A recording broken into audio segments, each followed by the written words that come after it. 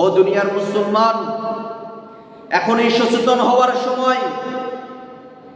পর্দা নিয়ে, আমাদের নারীদের অধিকার নিয়ে এখনো একদল ছিনিমিনি খেলতেছে। ভেবেছিলাম নাস্তিকরা চুপ হয়ে গেছে, ভেবেছিলাম নাস্তিকরা তারা তাদের মতো করে চলতেছে, আমরা আমাদের মুসলমানদেরকে আমাদের ধর্ম পালনে কোনো বাধা দিচ্ছে না। ও যুবক ভাইয়েরা, তাজা রক্ত ঢেলে দিয়ে আমার দেশকে আমি স্বাধীন করেছি, এই মাতৃভূমিকে আমি স্বাধীন করেছি।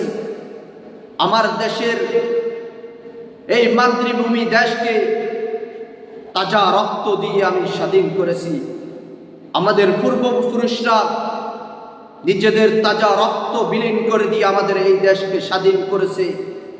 ইংরেজদের গোলামি করার জন্য নয়, হিন্দুত্ববাদীদের গোলামি করার জন্য নয়, মোদির গোলামি করার জন্য নয়, এই দেশকে হিন্দুত্ববাদী করার জন্য নয়।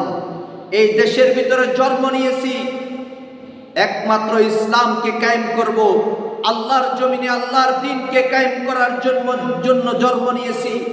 এতে করে যদি নিজের বুকের তাজা রক্ত ঢেলে দিতে হয় তাও আমরা প্রস্তুত আছি। তারপরেও কোনোদিন ইহুদি নাসারা বেঈমানদের সাথে আপোষ করব না ইনশাআল্লাহ। মেয়ের ভাই ও দোস্ত বুজুর্গ,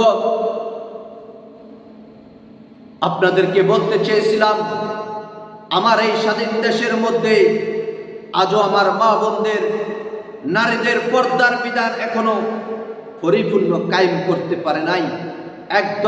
একদল ইহুদি নাসারা বলে আমার দেশের মা বোনদেরকে পর্দা করতে দিবে না, হিজাব পরতে দিবে না, বোরকা পরতে দিবে না, বোরকার তলে নাকি অনেক কিছুই থাকে, খোলামেলা থাকতে হবে নারীকে।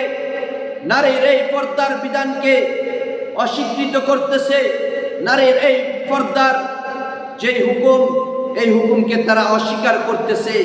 নারীর এই অধিকার থেকে নারীকে বঞ্চিত করতেছে। একমাত্র তাদের উদ্দেশ্য হলো এই দেশের মধ্যে থেকে পর্দার বিধান উঠিয়ে দিয়ে, নারীর এই অধিকারকে উঠিয়ে দিয়ে তারা বেহায়াপনা সৃষ্টি করবে, আর কিছুই নয়।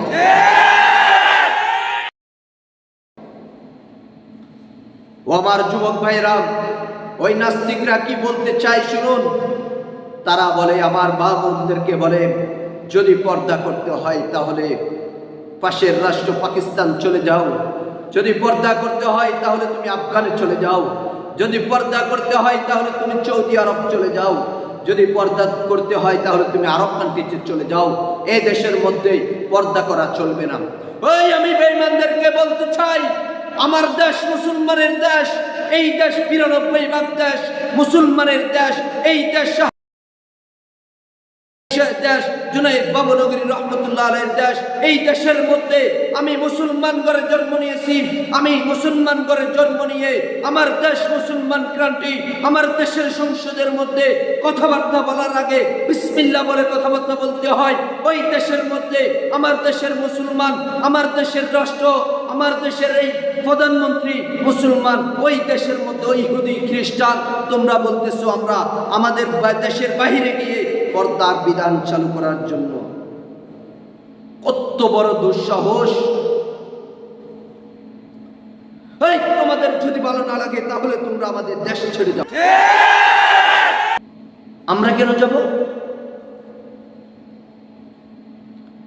এই দেশের মধ্যে আমরা বাইশে আসি নাই, এই দেশের মধ্যে উইরা এসে জুড়ে বসি নাই। এই দেশ আমার দেশ, এই দেশ আমার মাতৃভূমি, এই দেশের ভিতরে আমার জন্ম, এই দেশকে নিয়ে আমার গর্ব হয়। এই দেশ ইসলামী দেশ, এই দেশ ইসলামিক কান্ট্রি। এই দেশকে নিয়ে যদি কোনো ইহুদি খ্রিস্টান, কোনো জালেম যদি কটূক্তি করে, এই দেশকে নিয়ে যদি কোনো রকমের চিলিমিল খেলে, তাহলে কিন্তু ভালো হবে না, তাহলে কিন্তু ভালো হবে না।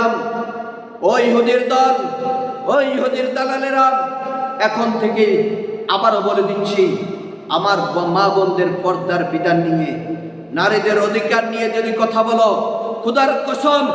খুদার কসম জিভ চেটে ছেড়ে ফেলবো ইনশাআল্লাহ। কি পেয়েছো?